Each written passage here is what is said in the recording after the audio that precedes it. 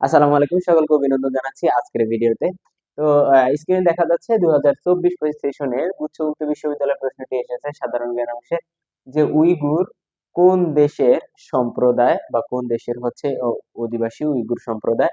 তো এখানে অপশন দেওয়া আছে ক ভুটান, খ কম্বোডিয়া, গ নেপাল, ঘ চীন। তো আমরা জানি উইগুর হচ্ছে একটি আসলে মুসলিম সম্প্রদায়। উইগুর মুসলিম সম্প্রদায়, যেটি হচ্ছে চীনের জিনজিয়াং প্রদেশে অবস্থিত। আহ চীনের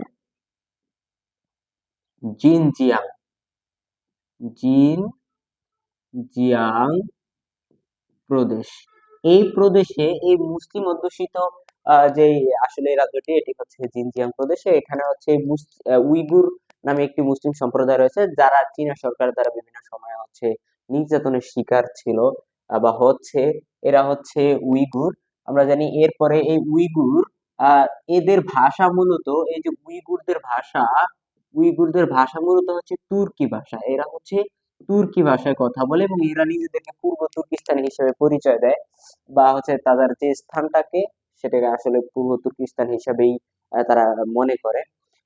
আর এছাড়া এমন আরো কিছু রয়েছে, যেমন আমরা জানি যে ফিলিপাইনের মিন্দানাও দ্বীপে যে মুসলিম অধ্যুষিত যে দ্বীপ আর কি, সেটি হচ্ছে ফিলিপাইনের মিন্দানাওতে।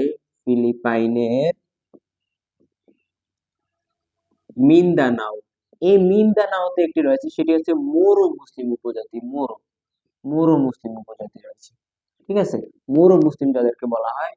এছাড়া আমরা বাংলাদেশে যে ক্ষুদ্র নৃগোষ্ঠী রয়েছে, এদের মধ্যে একটি রয়েছে মুসলিম, আমরা জানি সেটা হচ্ছে পাঙ্গন বলা হয়, তাই না? বাংলাদেশের মুসলিম ক্ষুদ্র নৃগোষ্ঠী, ক্ষুদ্র নৃগোষ্ঠী, এদেরকে বলা হয় হচ্ছে, এদের নাম হচ্ছে পাঙ্গন। একমাত্র মুসলিম নৃগোষ্ঠী পাঙ্গন।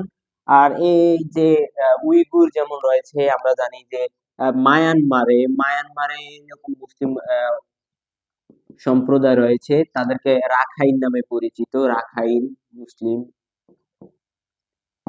আহ তো এরা হচ্ছে বাংলাদেশে, আমরা জানি যারা হচ্ছে রোহিঙ্গা নামে পরিচিত, আমরা রোহিঙ্গা বলে থাকি। আসলে রোহিঙ্গা বলে এদেরকে ট্রোল করা হয়, কিন্তু আসলে রোহিঙ্গা হচ্ছে এটি একটা তাদের সম্প্রদায়ের নাম। এই যে ডকুমেন্টস বা তথ্যগুলো রয়েছে, এগুলো হচ্ছে এই বিষয়ের সাথে সম্পৃক্ত। এরপর হচ্ছে আমরা পরবর্তী আরেকটি ভিডিওতে আমরা এভাবে সংক্ষিপ্তভাবে কোশ্চেন নিয়ে আলোচনা করব।